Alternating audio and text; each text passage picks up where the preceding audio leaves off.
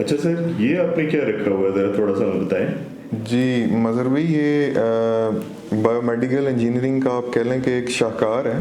अच्छा सर। वैसे तो ये डिस्पोजेबल होता है, हम हर यूज़ के बाद इसको डिस्कार्ड कर देते होते हैं, सिंगल यूज़ होता है। अच्छा। इसको कहते हैं स्टोन कोन।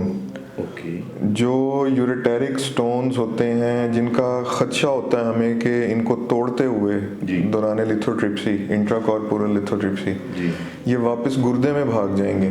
ठीक है। क्योंकि जब हम लिथोट्रिप्सी कर रहे होते हैं यूआरएस के साथ, तो उसके अंदर वाटर प्रेशर चल रहा होता है जी, जो कि स्टोन को माइग्रेट कर देता है बैक इनटू द किडनी। तो उसको रोकने के लिए हम क्या करते हैं, अभी आप देख रहे हैं ये बिल्कुल बंद है, ये एक तार की तरह जी।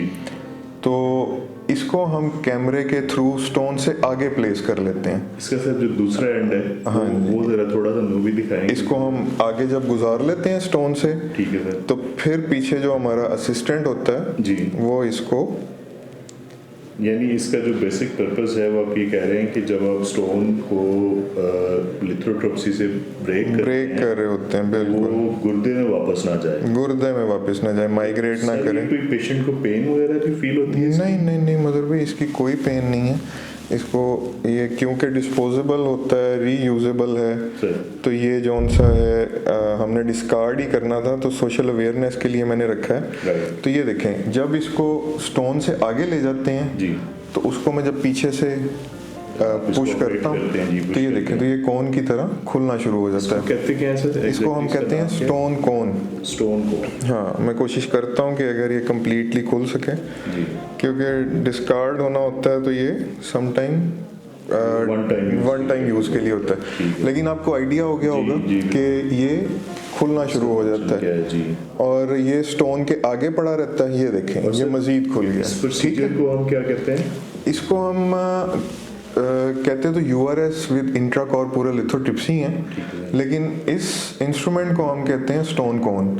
अब जिस वक्त ये स्टोन के आगे पड़ी होगी और इस तरह खुली हुई है, तो मैं नीचे से जितनी दफ़ा भी स्टोन को हिट करूंगा तो वो गुर्दे में वापस नहीं भाग सकेगा और हम उसको कम्प्लीटली फ्रेगमेंट कर सकते हैं। फ्रेगमेंट करने के बाद उसी तरह जिस तरह पहले ये वायर बनी हुई थी, हम दोबारा इसको इसकी शीथ में घुसा देते हैं, ये दोबारा से वायर बन जाती है और प्रोसीजर के सक्सेस रेट जो सा बहुत ज़्यादा हो जाता है। अच्छा।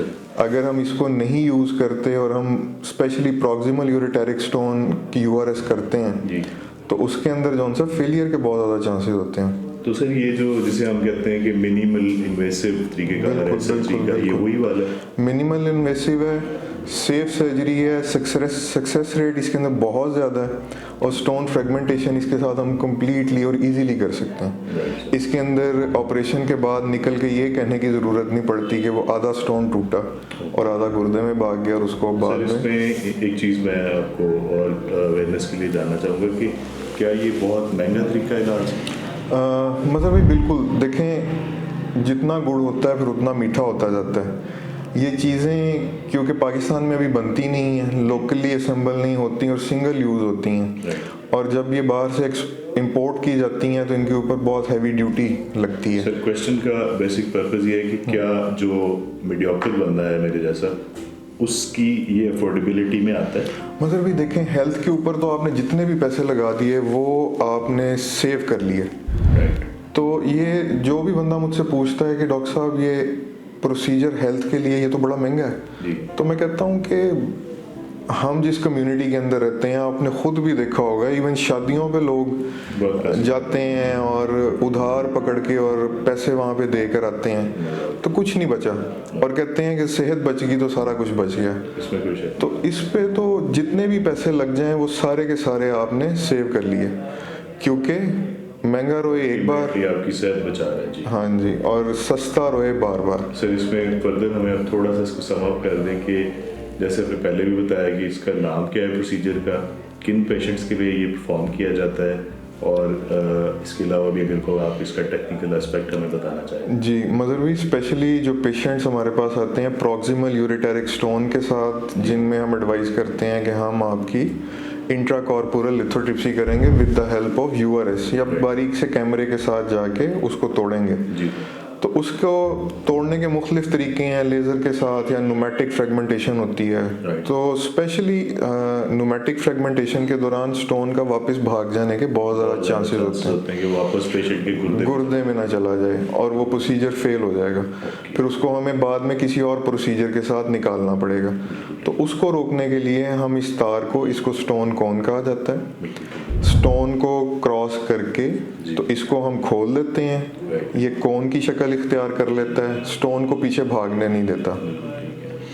इसके अंदर एक ये सवाल उठ सकता है कि अगर लेज़र अवेलेबल है तो इसको यूज़ क्यों किया जाए। स्टिल लेज़र के साथ भी वाटर प्रेशर जा रहा होता है, तो अगर पीछे सिस्टम बहुत ज़्यादा डायलेटेड है तो स्टोन फिर भी पीछे भाग सकता है। तो to be on the safer side इसको हम यूज़ कर सकते हैं। ये फैसिलिटी साहिवाल में अवेलेबल है।